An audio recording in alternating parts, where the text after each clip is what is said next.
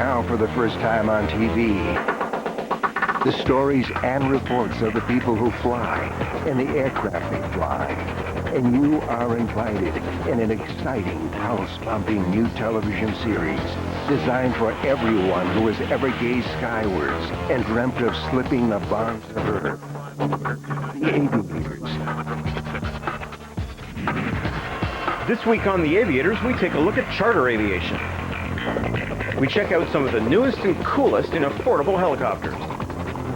We get an inside look at the 2009 Cross-Canada Century flight. So everyone is so terrifically excited about this. And we get to meet legendary airshow pilot Julie Clark. I'm going to show you an engine that you'll probably never see again. From the Boundary Bay Airport, this is The Aviators. Corporate and charter aviation are among the fastest growing segments of the aviation industry and will be drawing heavily from the pilot pool over the next decade. Chartrite Air Group is one company that's on the leading edge of this growing market. With over 25 corporate jets in their fleet, Chartrite has offices in Toronto, Vancouver, and Moscow.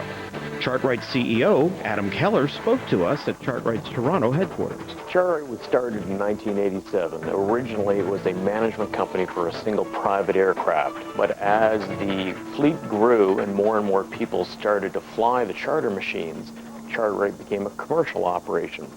Growing through the 1990s, more and more aircraft were added, and we got to our position where we are today with 25 airplanes. There are two sides to our business. The one side is for the owner of the aircraft. We will take care of his asset, ensure that it complies with all applicable regulations. We will make sure it's operated safely and that it's available for him when he needs it. When he is not using the aircraft, we'll put it into the charter marketplace and we'll put the aircraft out for rent, basically, to anyone who would need it. Chartrite's fleet of corporate jets ranges from very light or entry-level jets to larger aircraft such as the Challenger 300. The Challenger 300 is a new aircraft, so it's got all the latest amenities. It's a beautiful machine to ride on, and it's a very roomy cabin. They call it a super mid-size, and we have a lot of people moving from mid-size cabins to super mid-size. The life of a corporate pilot is very different from that of an airline captain. Sarah Rapenda talks to Chief Pilot Wayne Shea from the flight deck of the Challenger. What made you decide to become a corporate pilot instead of an airline pilot? Corporate aviation, for me, it was a sort of a natural segue from the ground job I did as a ground handler, or ramp rat as we used to call ourselves. And I was introduced to a number of different corporate aviation divisions at that time. And it's just a natural progression for me to go into corporate as opposed to airline. The entry-level pilot time requirements for Chartrite is 1,000 hours. But for Adam and Wayne, this is just one of the many things they look for in a potential pilot. Virtually all pilots can fly an aircraft. So when somebody comes in the door, what we're looking for is the ability to manage the aircraft. As a corporate aviation flight department, you don't have the resources on the ground at every station you fly into that an airline would have. So, for instance, when Air Canada flies to St. John's, Newfoundland, they have a station in St. John's, Newfoundland with support with engineers and ground staff, etc. We fly to Newfoundland, we rely on a third-party handler to do our handling. They've got to be thinking on your feet. Today's flight is a perfect example is the weather. Here in Toronto right now, we're experiencing the largest snowstorm we've had this winter. We'll have to go through the central de-ice facility, so we'll incur a few delays that we would normally have, say, on a nice clear summer day. Private jets can be an efficient business tool, or they can be the supreme status symbol, seating anywhere from 6 in a Learjet to 36 passengers in a corporate-configured McDonnell Douglas MD-87. Who can afford this airborne luxury? According to Adam, Chartrite gets the usual suspects, such as movie stars, professional athletes, and rock stars. Even groups of golfers who have pooled their money to head for their favorite golf course have booked with Chartrite. Regardless of who the client is, all these bookings start the same way. So you would call into our customer service department, give them the details of the flight that you would like to go on. They will ask questions with regard to how many people, the size of aircraft that you would like.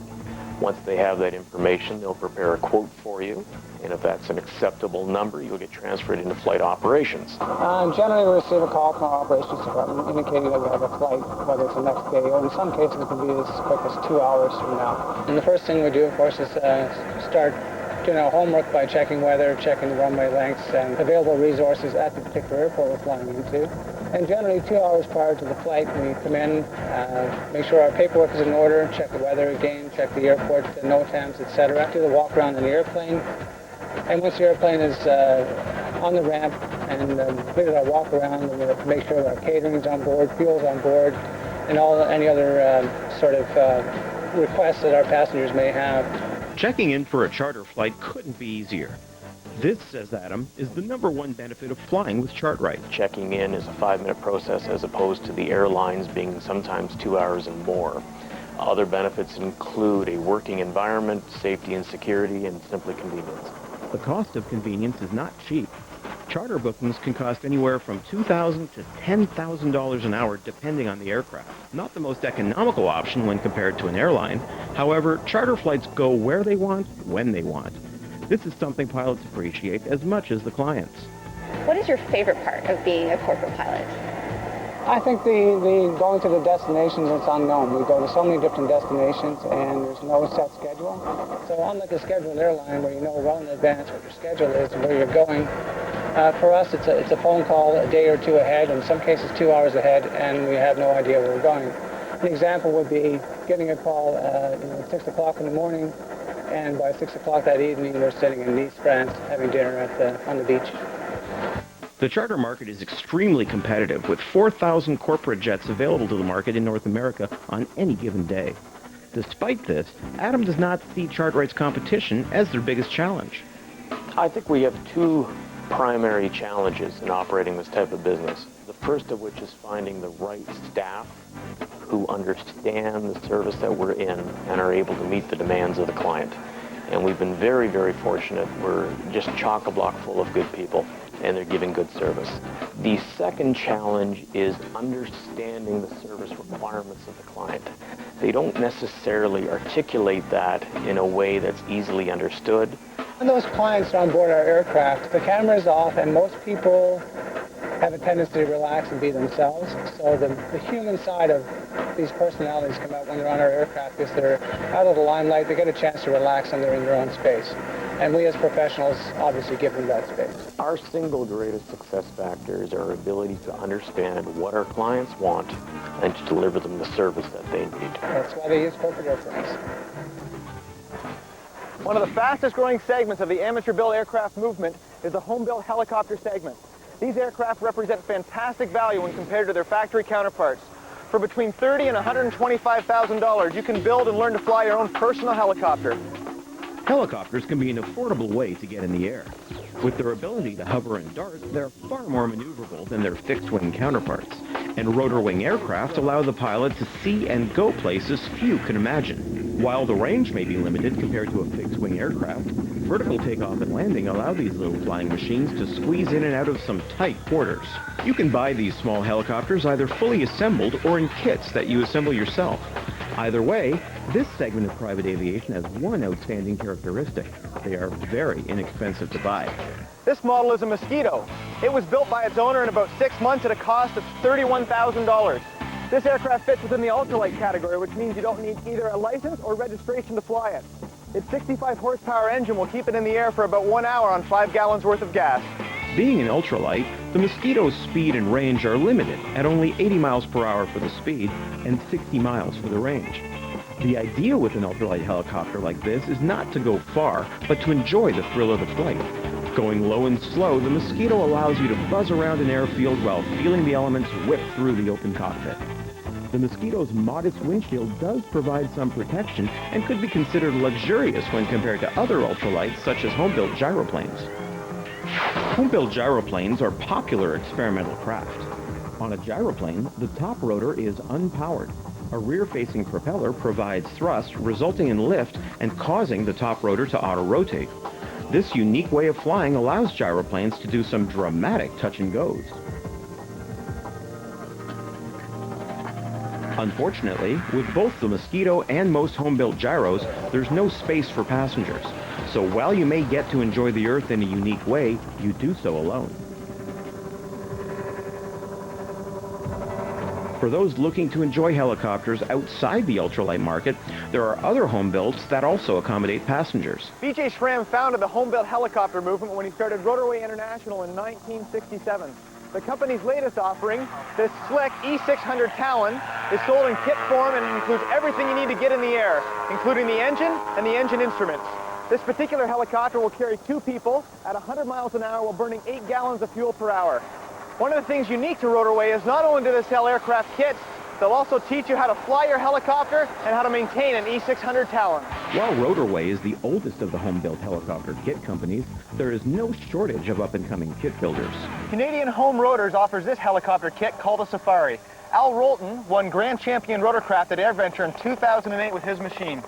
Al, tell us about some of the features that come from certified helicopters that are used in this home-built machine.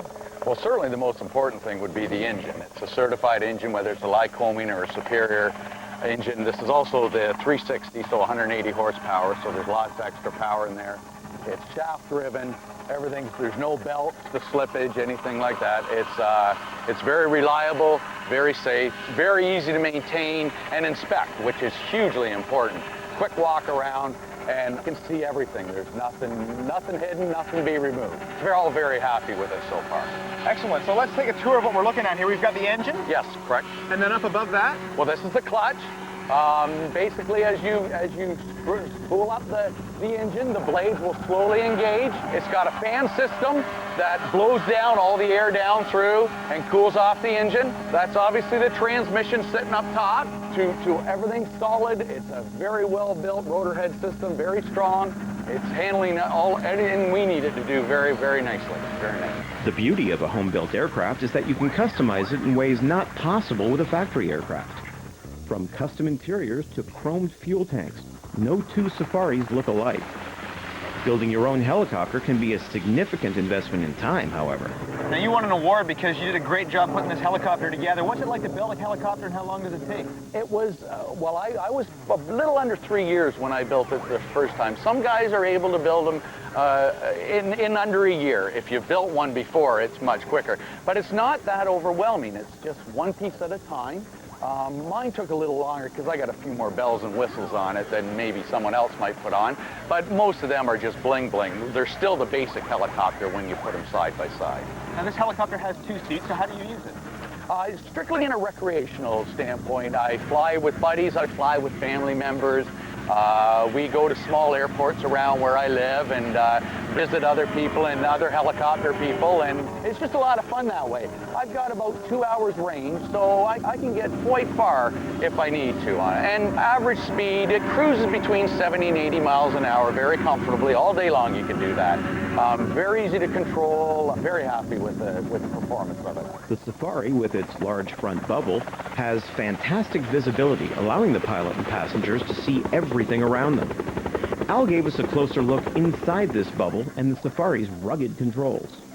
So we can see the control stick, the cyclic stick, the collective, and the inside torque. Do you want to explain how those work when you fly? Okay. This is your cyclic, and this would be, I want to go forward, I push forward. I want to go back, I back. And to turn the helicopter, I just move the controls either way, right or left. If I want to go up or down, this is what changes the pitch length. As I pull up, it increases the pitch of the blades, and I go up. This is my throttle. As I give it more pitch, I have to give it more gas, just like a car. You want to go faster, you have to put in the gas. These are my anti-torque pedals. The only reason they're there is to take away the torque that your main blade. As it goes one way, if those blades weren't there, your helicopter would continue to turn. So they put the tail rotor blades on, and it helps bring it around so you can control it. Basically like a rudder on an airplane, and what really makes a helicopter so maneuverable close to the ground. That is fantastic. Now, if a viewer was interested in learning to fly a helicopter, how would they go about that?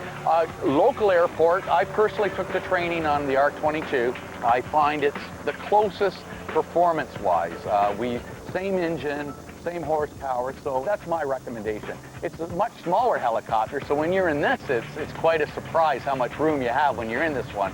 But it's by far the best one to take your training on, I found personally. Well, thanks very much, Al, for showing us around your helicopter. We can't wait to see what it looks like flying now. All right, very good. Thank you.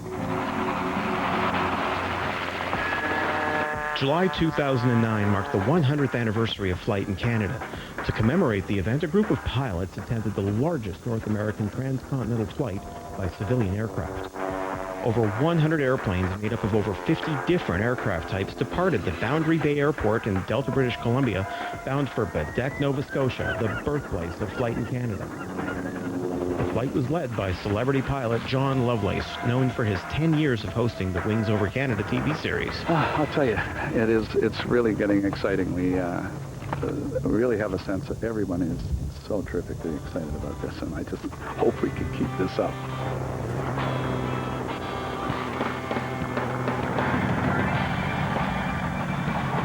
Well, I'm a bit of a new pilot, low time hours, and so there's a lot of unknowns and new experiences. Both my wife and I have worked real hard to be prepared from a knowledge standpoint as well as from the equipment on the aircraft. We just purchased this aircraft last fall, and so it's kind of an opportunity to really get to know it real well and share some exciting time with my new wife. A team of 18 flight marshals and coordinators were drawn from both private and airline pilots as well as air traffic control. Just relaying John's message here to Peter to get to everybody else to stay on the ground until the weather improves for the entire flight. A ground support command center accompanied the flight, which required 3 drivers driving all night to keep up with the flight. And so we're going to be sleeping in shifts, but the job's got to be done. We'll be there, crack of dawn. Consisting of 8 legs and covering 8 provinces, the flight crossed the Rocky Mountains, the prairies, and the wilderness forests of northern Ontario before flying through the congested air traffic areas in the Toronto-Montreal corridor.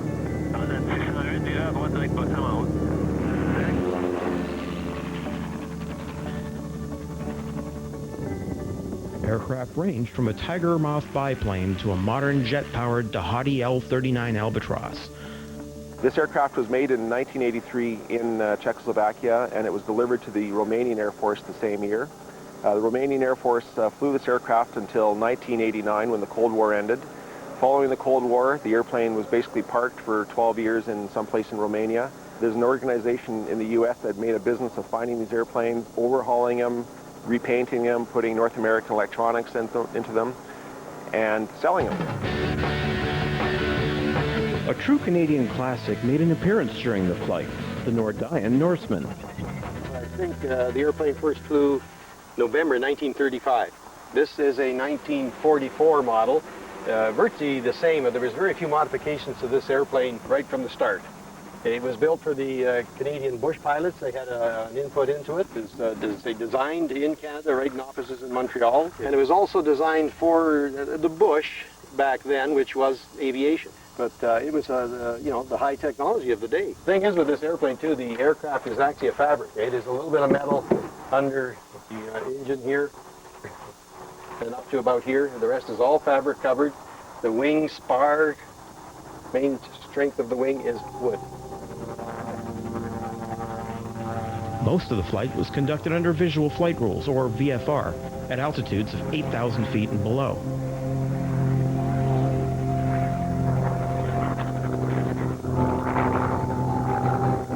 The trip was not always smooth flying. No, I'm not liking this at all. We'll have a look, but I think we're going to have to go in there. Low visibility in Sault Ste. Marie and a massive weather front covering the entire eastern seaboard, coupled with risks of a fuel shortage, threatened to derail the flight halfway through. Yeah, how come? We ran out of fuel in the truck, so the only thing we had to do was the pumps. You ran out of fuel in a truck. The pumps are the only thing that's available, so yeah, let's get a SMS message out to the pilots telling them to get over to the pumps. Prior to this, the largest formation flight of civilian aircraft recorded was 35 at Oshkosh, Wisconsin.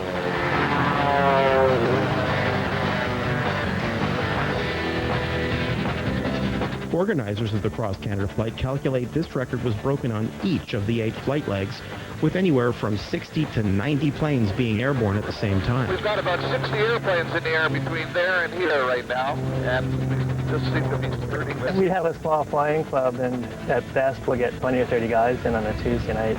But when you get 100 to 200 pilots together in one vicinity, it's crazy.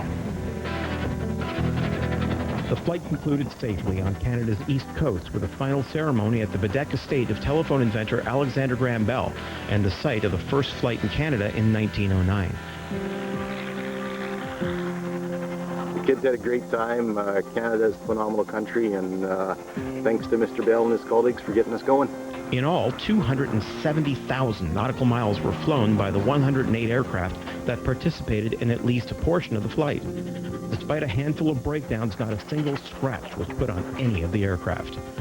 The group is planning their next journey, another 100 aircraft flight, this time into Canada's Yukon territory.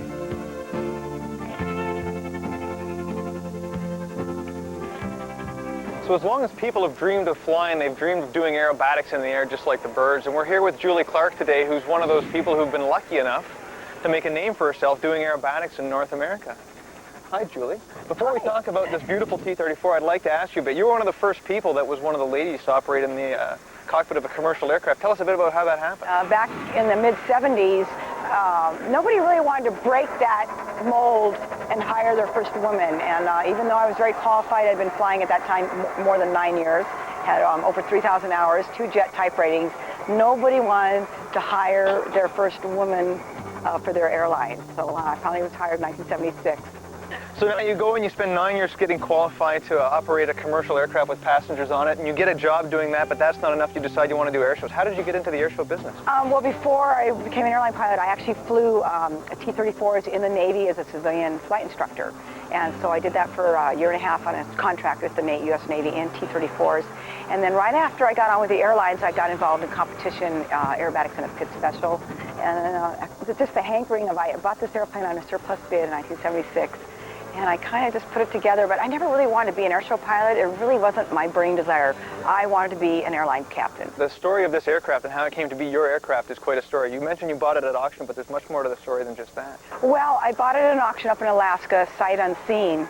And just the whole story of bringing it home from Alaska, telling my husband I had done this, and then I ended up restoring the airplane, which almost became like an obsession. And it took me 4.5 years to restore the airplane, did all my own work, and caused a divorce, so I can't say that was a good thing, but that's been years ago. So I endorse 21 great aviation companies besides being sponsored by Chevron. And one of them is my engine, and the top-of-the-line Eagle engines out of Redding, California is the Golden Eagle Series Turbo Stratus. So I'm going to show you an engine that you'll probably never see again. It's actually gold-plated. I'm going to give these people that are watching TV a chance to see it right here. Look at that. Yeah. So how many horsepower is this engine? Well, it's rated for 285, but this is actually a polished, imported, blueprinted engine, which they don't usually do in airplanes, so it's rated for about 310. So it's still really kind of underpowered because I also have to carry 1 full tank of gas because the fuel is not baffled, and the minute you go vertical for a certain amount of time, the minute your hammerhead come back down, that's when the engine quits. To avoid that, you have to have full fuel in one tank. Full tank of gas, which keep is it pressurized to keep it running. So Exactly. you're switching tanks during your flight as well? No, I just run it off left tank, but if I have to go up and they say, you're going to fly 20 miles to your air show site, well, then I got to plan to fly it off the other tank and then fly on the full tank once I get to the air show site, like over water and things like that.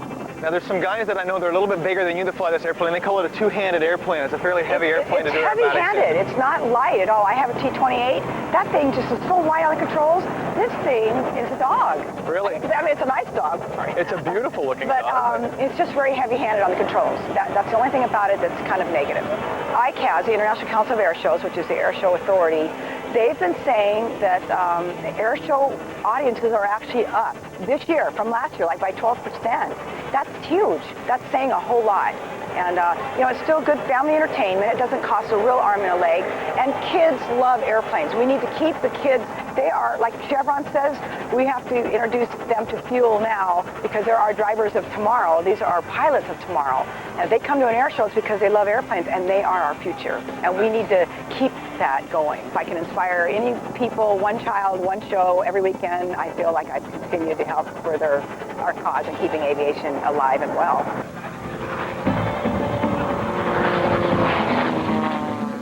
The Aviators, for everyone who has ever gazed skywards. For more information on today's segments, visit www.theaviators.tv.